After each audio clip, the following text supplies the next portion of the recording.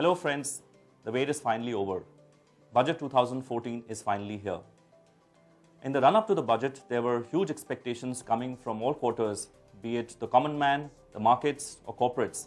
And at the same time, the finance minister had to balance the fiscal situation of the country. In this backdrop, the finance minister has done a deft and skillful tightrope walk.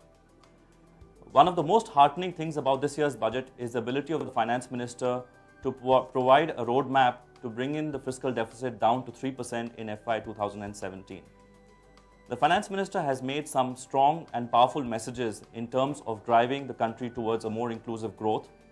And as far as tax reforms are concerned, he has shown a commitment towards implementation of GST by saying that he would bring in consensus amongst all stakeholders during the course of the year. And at the same time, he has talked about bringing about a comprehensive review of the direct tax code.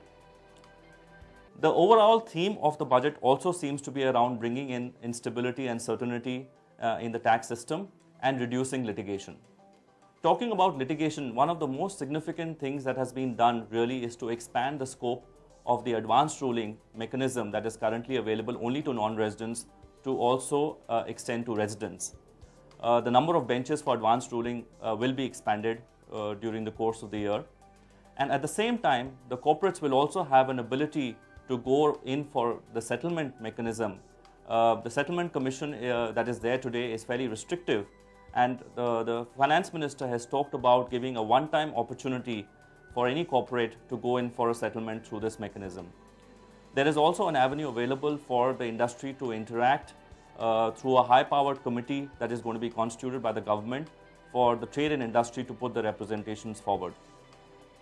If you look at the retrospective amendment, which was the one demand that was there from corporate India, while there would be some level of disappointment that this demand has not been acceded to and the retrospective amendments as such have not been repealed, but it would be fair to say that the government has taken a positive step in the right direction by making a statement that going forward no retrospective amendments shall be made.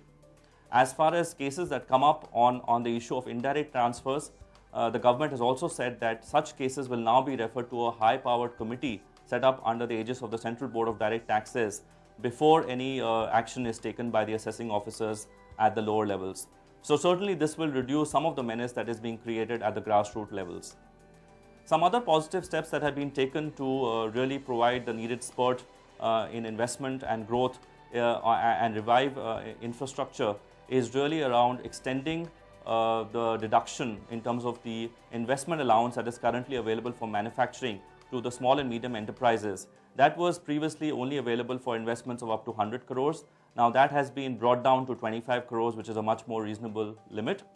The second thing that has been done really is around extending the tax holiday for the power sector. That has been now extended till 2017. And then at the same time, the disallowance for payments that are made to residents has been reduced to 30%. That itself is another welcome move. On the transfer pricing front itself, a number of measures have been taken which have been a pain point for many of the corporate taxpayers. One of which really relates to the use of multiple year data for carrying out the transfer pricing documentation, and also as far as the use of the arm's length range as against the arm's length price. All of these are clearly welcome measures, are going to reduce litigation and provide more certainty to the corporate community. Overall, I would say that the budget has been extremely positive, growth-oriented and inclusive. The finance minister has really tried to cover most of the sections of the economy. It is really a laudable step that the finance minister has taken, since the government has been in power only for about over a few weeks, maybe about 5 to 6 weeks now. And we believe that this is a starting point for continued growth as the government moves on its plan to take the economy to the next level. Thank you.